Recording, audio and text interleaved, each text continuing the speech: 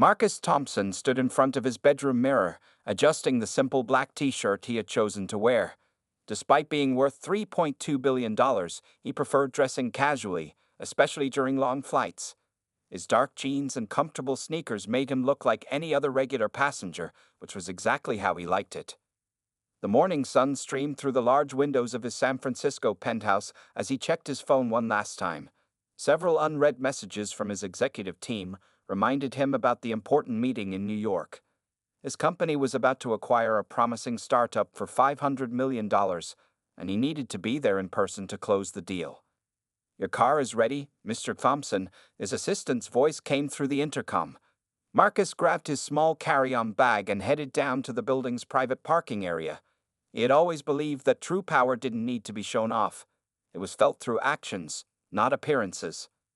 The drive to San Francisco International Airport was quiet.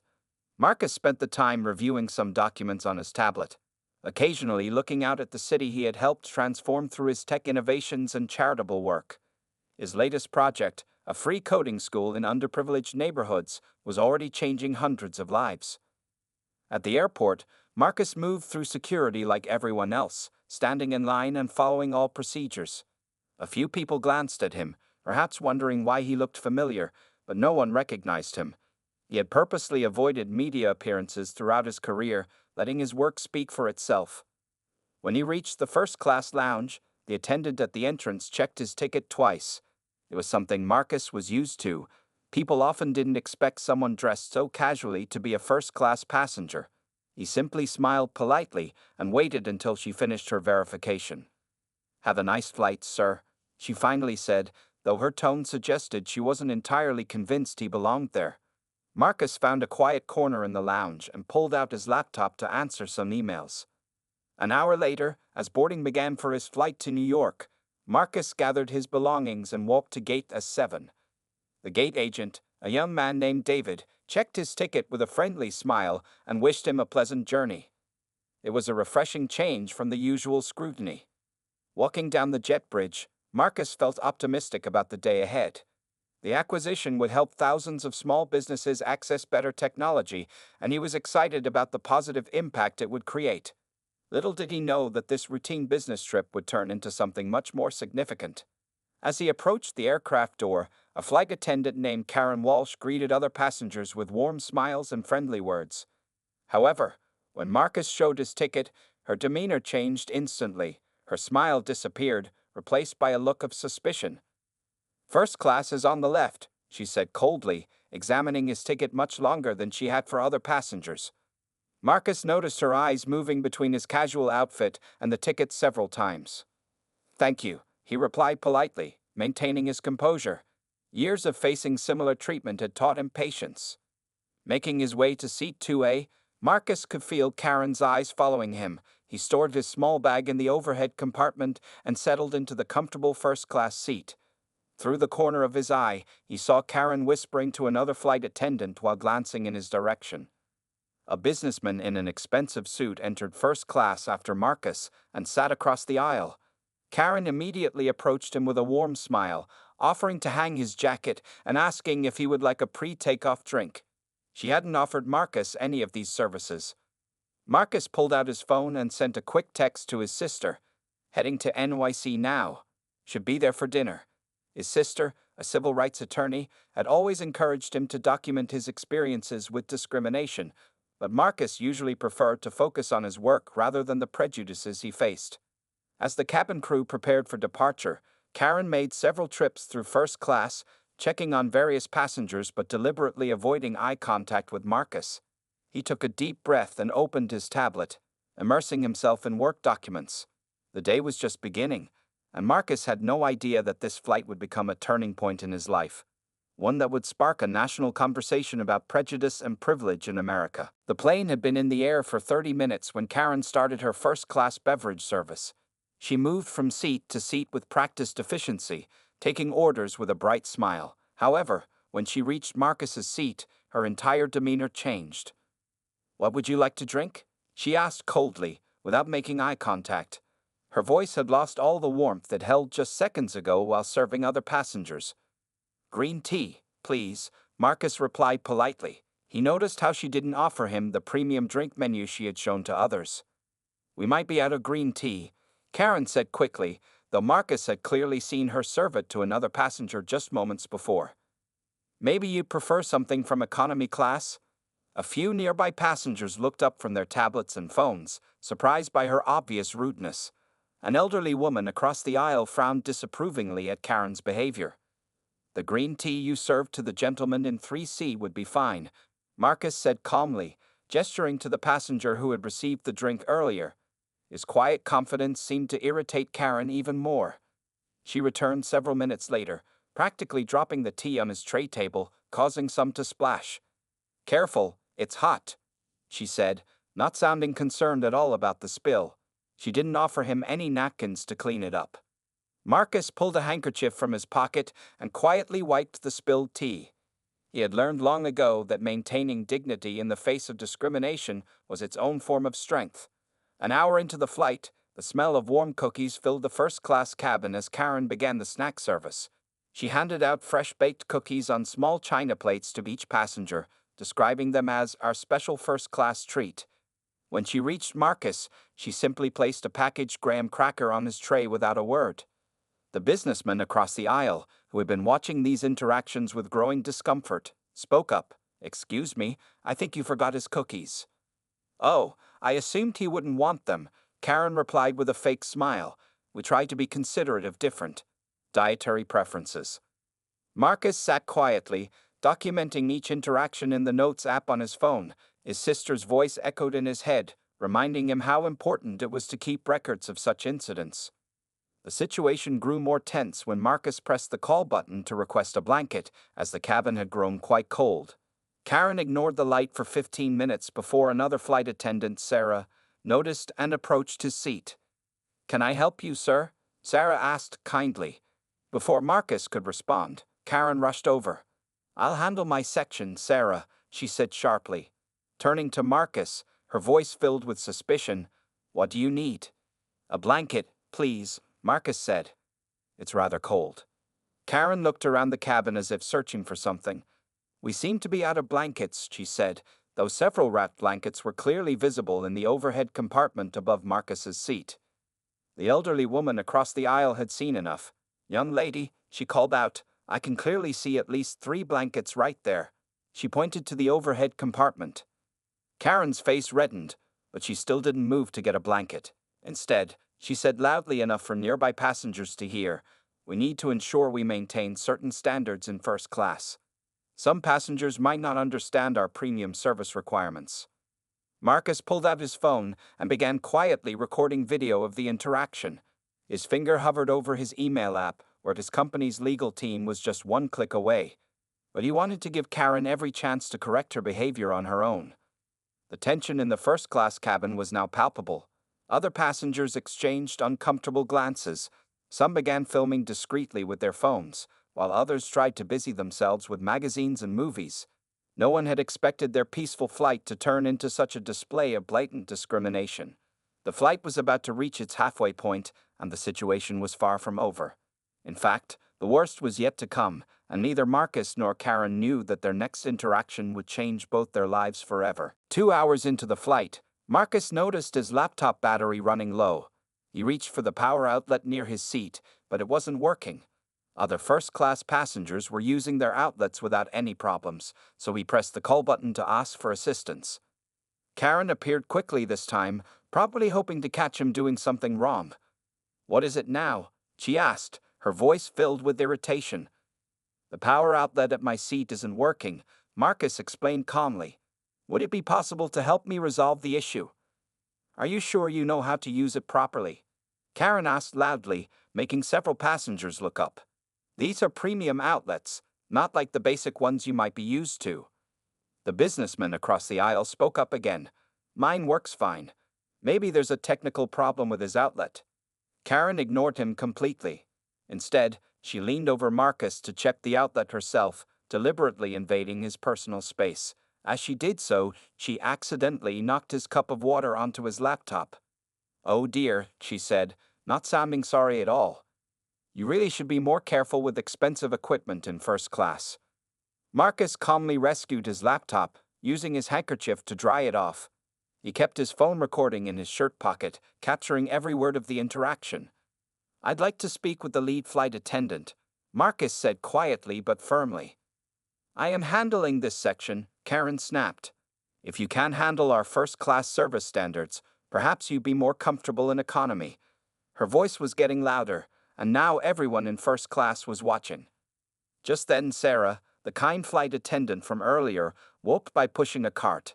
She noticed the tension and stopped. "Is everything all right here? This passenger has been causing problems throughout the flight," Karen said before Marcus could speak. "He doesn't belong in first class, and he keeps harassing me with unnecessary demands." The elderly woman who had witnessed everything stood up shakily. "That is absolutely false. We've all watched you discriminate against this young man since takeoff. Your behavior is disgraceful." Karen's face turned red with anger. "Ma'am, please stay out of this. This is none of your business." More passengers began speaking up, defending Marcus. One person mentioned they had videos of Karen's behavior. Another called for the captain to be notified. Karen, feeling cornered and exposed, completely lost her composure. "All of you are being fooled," she nearly shouted. "He probably bought his ticket with stolen credit cards. These people always try to scam their way into first class." Marcus stood up slowly, his phone still recording. At 6 feet tall, he was an imposing figure, but his demeanor remained completely professional.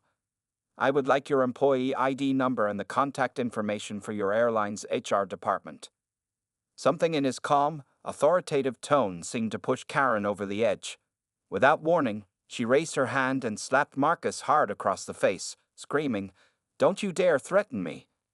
The entire cabin went silent in shock, then chows erupted. Sarah immediately grabbed Karen's arm to prevent another attack. Several passengers jumped up from their seats. Phones were recording everywhere. A man in a suit identified himself as an air marshal and rushed forward. Marcus hadn't moved or raised his hands, even to touch his reddening cheek. He simply stood there, looking directly at Karen, who was now being restrained by Sarah and the air marshal. "I want him arrested," Karen shouted hysterically. "He was threatening me." "Ma'am, we all saw what happened," the air marshal said firmly. "The only person getting arrested here might be you." The lead flight attendant rushed to first class after hearing the commotion. "What's going on here?" Before anyone could answer, a young passenger in row 4 gasped loudly, staring at his phone. "Oh my God," he said, his voice carrying in the quiet cabin. "That's Marcus Thompson. He's the CEO of Techfin Solutions. He's worth billions." The color drained from Karen's face as she realized what she had done, and to whom. The consequences of her actions were about to become very real indeed. The revelation of Marcus's identity sent shockwaves through the first-class cabin. Karen stood frozen, her face pale as paper, while the air marshal kept a firm grip on her arm. The young passenger who had recognized Marcus was now reading aloud from his phone. "Marcus Thompson, age 35, CEO of Techfin Solutions, net worth $3.2 billion. Known for revolutionizing mobile banking in developing countries and donating millions to educational programs for underprivileged communities." Sarah, the kind flight attendant, quickly brought an ice pack for Marcus's cheek, apologizing repeatedly. "I'm so sorry, Mr. Thompson. This is not what our airline stands for." Marcus finally raised his hand to his face, gently touching the spot where Karen had slapped him. The red mark was clearly visible against his dark skin. He remained calm as he addressed the lead flight attendant. "I'd like to make a formal complaint," he said quietly. "Not just about the slap, but about the consistent discrimination I've faced since boarding this flight. I have video evidence of multiple incidents." The lead flight attendant, whose name tag read Jennifer, nodded nervously. "Of course, Mr. Thompson. We take these matters very seriously. I've already contacted our ground team, and they're arranging for security to meet us at the gate." Karen suddenly found her voice again. I didn't know. If I had known who you were," she stammered, but Marcus cut her off firmly. "That's exactly the problem," he said, his voice carrying through the silent cabin. "You believed it was acceptable to treat me this way because you assumed I was just another black man who didn't belong in first class. Would knowing I was wealthy make your actions any less wrong?" Several passengers murmured in agreement. The elderly woman who had defended Marcus earlier wiped tears from her eyes. The air marshal, who had been speaking quietly into his radio, turned to Marcus. "Sir, would you like to press charges? Assault on an aircraft is a federal offense." Before Marcus could answer, his phone rang. He glanced at the screen and gave a small smile. "Excuse me, I need to take this." He stepped into the small first-class galley area, leaving Karen trembling in the grip of the air marshal. The other passengers could hear snippets of his conversation. "Yes, everything is recorded." "No, I'm fine. Actually, I have a different idea." "Yes, call them now." While Marcus was on the phone, Jennifer had moved Karen to the back of the plane, where she would remain under supervision for the rest of the flight. The air marshal stayed in first class, completing his incident report. When Marcus returned to his seat, he had a determined look on his face. Sarah approached him hesitantly with a fresh cup of green tea. "Mr. Thompson," she said softly, "I just want you to know that most of us aren't like Karen. We love our jobs because we get to serve people from all walks of life." Marcus smiled at her kindly. "I know, Sarah. That's why I'm not going to let this incident go. Not because I want revenge, but because real change is needed." He turned to his laptop, which had thankfully survived the water spill, and began typing rapidly. The businessman across the aisle, who had tried to help earlier, leaned over curiously. "If you don't mind me asking, what are you planning to do?" Marcus looked up thoughtfully. "Something unexpected," he replied. "My legal team is already working on it. But instead of just filing charges, we're going to turn this into a teaching moment." The rest of the passengers watched as Marcus continued working on his laptop, his fingers flying over the keys. None of them knew it yet, but his response to this incident would soon make headlines across the country and change airline industry policies forever. As the plane began its descent into New York, the tension in the cabin had been replaced by a sense of anticipation.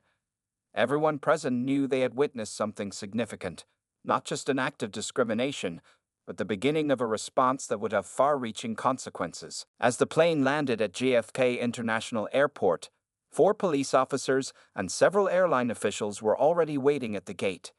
The other passengers were asked to remain seated while Karen was escorted off first, her face hidden behind her hands. Marcus calmly gathered his belongings, nodding thankfully to the passengers who had supported him during the flight. As he stood to leave, the elderly woman who had defended him touched his arm gently. "You're going to do something good with this, aren't you?" she asked softly. "I can see it in your eyes." Marcus smiled warmly. "Yes, ma'am.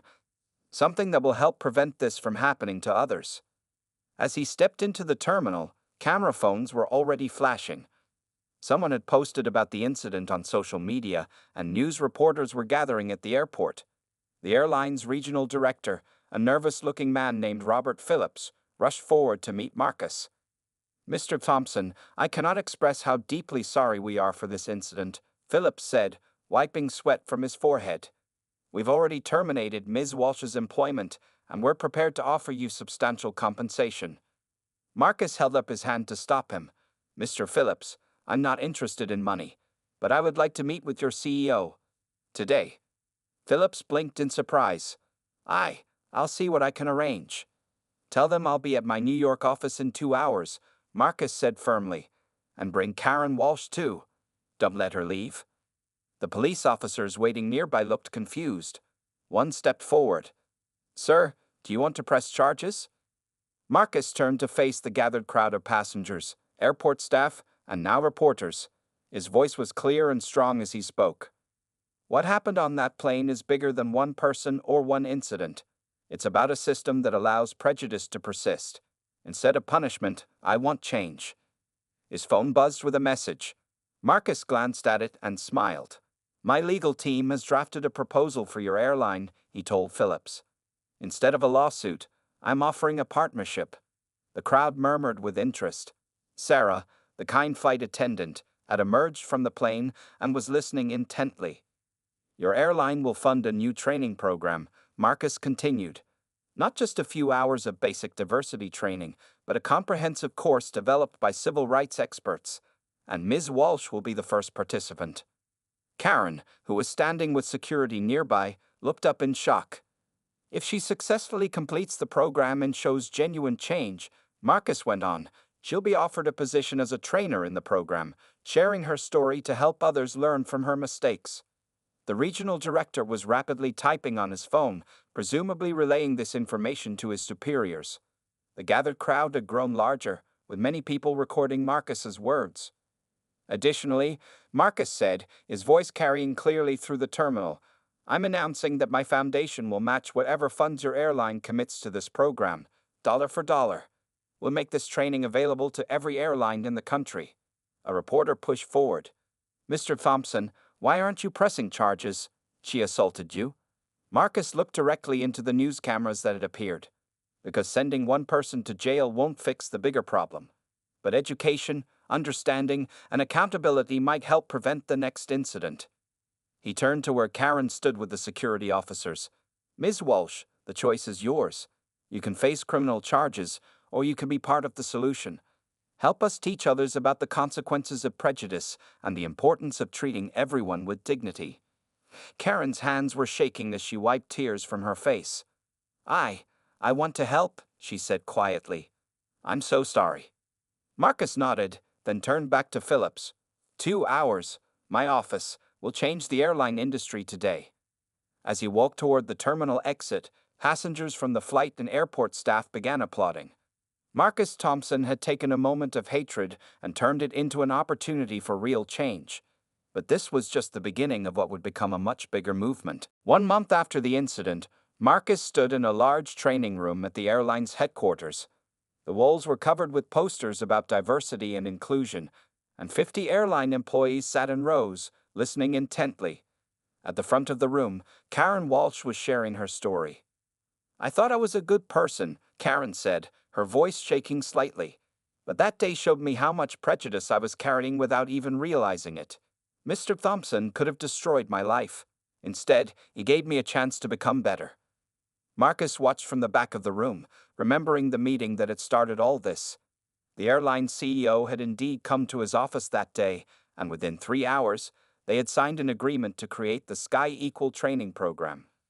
The program was unlike anything the airline industry had seen before.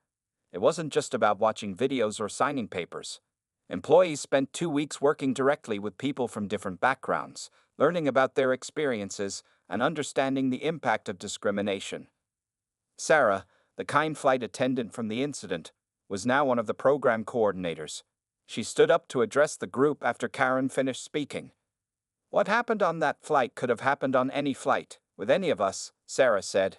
"But thanks to Mr. Thompson, we're learning to recognize and change our biases before they hurt someone." Marcus's phone buzzed with a message from his sister. "Just saw the news," it read. "3 more airlines joined the program today. You're changing things, big brother." He smiled, remembering how skeptical some people had been about his approach. Many had expected him to file a massive lawsuit or demand Karen's arrest. Instead, he had invested $20 million of his own money to help create this program. The results were already showing. In just 1 month, reported incidents of discrimination on the airline had dropped by 60%. Employee satisfaction scores were up, and customers were noticing the difference. Karen had thrown herself into the program with unexpected dedication. After completing her initial training, she had asked to become permanently involved. Now she traveled to different airports, sharing her story and helping other employees confront their own biases. "Mr. Thompson," Karen called from the front of the room, "would you like to say a few words?" The room fell silent as Marcus walked to the front.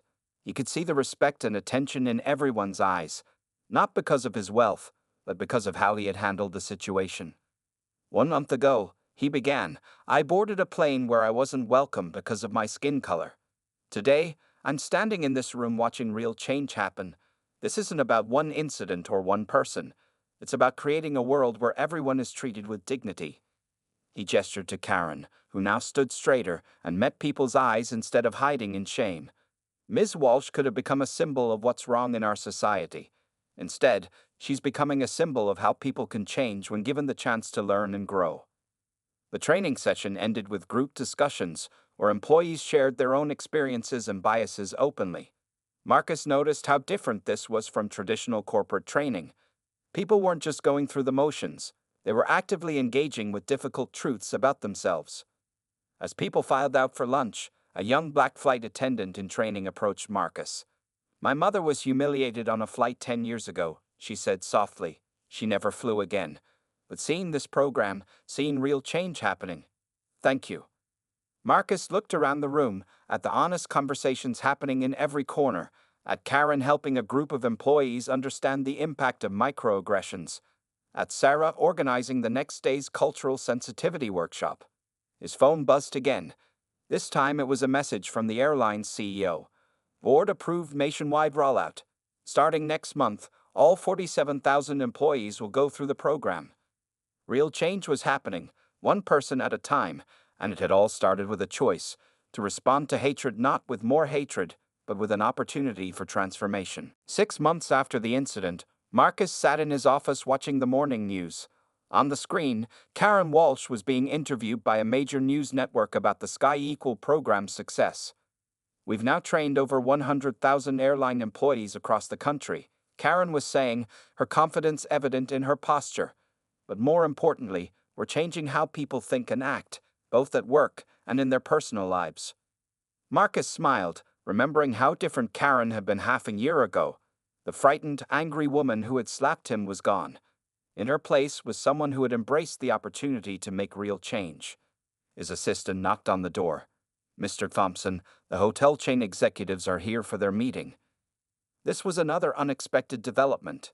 After seeing the program's success in airlines, other service industries had started reaching out. Today, representatives from 5 major hotel chains wanted to implement similar training programs. "The world is watching what you built here," said James Chen, CEO of Global Hotels, as they sat in Marcus's conference room. "We've had our share of discrimination incidents, and your approach offers real solutions, not just quick fixes." Marcus nodded, thinking about how far things had come. The Sky Equal program had expanded beyond its original scope. It now included 2-week intensive training sessions, monthly follow-up workshops, a mentorship program pairing employees from different backgrounds, regular community engagement events, a scholarship program for minority students in hospitality management. Sarah, who had been promoted to National Training Director, entered the room with fresh data. "Our latest numbers show a 78% reduction in reported discrimination incidents across participating airlines," she announced proudly. "Employee satisfaction is at an all-time high, and customer complaints about bias have dropped by 85%. But the most significant changes were the personal ones. Marcus regularly received letters and emails from people whose lives had been touched by the program. A flight attendant who realized she had been unconsciously treating Middle Eastern passengers differently. A gate agent who learned to challenge his assumptions about disabled travelers. A passenger who witnessed a potential discrimination incident and knew how to speak up properly." During lunch, Marcus's sister called. "Just finished teaching your case study at Harvard Law," she said excitedly. "The students couldn't believe how you turned a negative incident into such positive change." The case study had become required reading at several major universities. Business schools used it to teach corporate responsibility, while law schools examined it as an alternative approach to addressing discrimination. That afternoon, Marcus visited a high school in Harlem where Karen was speaking to students. She had become a powerful advocate for change, especially among young people. "I was wrong," Karen told the students, her voice clear and honest. "I let prejudice control my actions, and I hurt someone. But Mr. Thompson showed me that change is possible if we're willing to learn and grow." The students listened intently as Karen shared her story. One raised her hand. "Weren't you embarrassed to talk about what you did?" "At first, yes," Karen replied. "But I realized that hiding from our mistakes doesn't help anyone. By sharing my story, I can help others avoid making the same mistakes." After the session, Marcus and Karen walked to their next meeting together. They had been invited to speak at a congressional hearing about implementing similar training programs in government agencies. "Sometimes I still can't believe how everything changed," Karen said quietly. "That moment when I slapped you, it should have been the worst mistake of my life. Instead, it became the beginning of my purpose." Marcus's phone buzzed with a news alert. Another major airline had just signed up for the program. But more importantly, they had received word that several international airlines were interested in implementing it globally. Change happens one person at a time. Marcus replied, remembering what his grandmother used to say. But when enough people change, the whole world starts to look different. As they headed to their next meeting, Marcus reflected on how a single incident of discrimination had sparked a movement that was now changing lives across the country and beyond. Sometimes the worst moments could lead to the best opportunities for transformation. 1 year to the day after the incident, Marcus Thompson stood in front of a packed auditorium at the National Aviation Conference. The audience included airline executives, government officials, and service industry leaders from around the world. But the person he was most interested in watching sat in the front row, Karen Walsh. 1 year ago, I boarded a plane as just another passenger, Marcus began, his voice carrying through the silent hall. That flight changed not only my life but the lives of countless others. Not because of what happened to me, but because of what we chose to do about it. The screens behind him showed statistics from the past year. Over 500,000 service industry employees trained. Discrimination incidents down by 82% across participating companies. Customer satisfaction up by 45%. The program adopted by 27 airlines worldwide. Similar programs started in hotels, restaurants, and retail chains. Sarah, now the executive director of the Sky Equal Foundation, stepped up to share more details. What started as one airline's program has become a global movement, she said proudly. We're not just training people, we're changing cultures. In the audience sat the elderly woman from the original flight. Marcus had invited her specially to witness how her small act of speaking up had been part of something bigger. She wiped tears from her eyes as she watched Karen take the stage. Karen looked different now, confident, purposeful, at peace with herself. She had become one of the most requested speakers on corporate culture change and anti-discrimination practices. A year ago, I was the problem, Karen said, her voice strong. I was someone who let prejudice control my actions. Today, I'm part of the solution. Mr. Thompson didn't just forgive me, he showed me how to transform my biggest mistake into my life's purpose. The audience listened intently as Karen described how the program had evolved. It now included virtual reality experiences that let people feel what discrimination feels like, community outreach programs in schools and colleges, support groups for employees dealing with bias-related trauma, leadership training for promoting inclusive workplaces, international cultural exchange programs. Marcus returned to the podium for the big announcement. Today, we're launching the Global Equal Initiative. 10 of the world's largest companies have committed $1 billion to expand this program across all service industries worldwide. The crowd erupted in applause. In the back of the room, Marcus spotted his sister smiling proudly. She had helped design the legal framework that made all this possible. After the presentation, during the reception, the elderly woman from the flight approached Marcus and Karen, who were now standing together. I watched you two that day, she said, holding both their hands. I saw hatred and prejudice, but now I'm seeing something I never expected, true transformation. You've shown people that change is possible. A young flight attendant trainee came up next. My mother was the woman who was removed from a flight 5 years ago because someone thought she didn't look first class, she said. Today, she's flying again, and she's going to be one of your program trainers. As the evening wound down, Marcus and Karen stood by the window, looking out at the airport nearby. Planes were taking off and landing, carrying thousands of people from all walks of life. Sometimes I think about that slap, Karen said quietly, how one terrible action could lead to so much good. Marcus smiled. It's not about the action, it's about the choice we make afterward. You chose to learn and grow. I chose to look for solutions instead of punishment. Everyone involved chose to be part of positive change. A group of new airline CEOs was waiting to talk to them about implementing the program in their countries. Before joining them, Marcus looked at Karen. Ready to change a few more lives? Karen straightened her jacket, now wearing her Sky Equal Foundation pin proudly. Ready to change the world, one person at a time. As they walked toward the group, both Marcus and Karen knew that their story would be told for years to come, not as a story of discrimination, but as proof that even the darkest moments could lead to the brightest changes when people choose transformation over retaliation.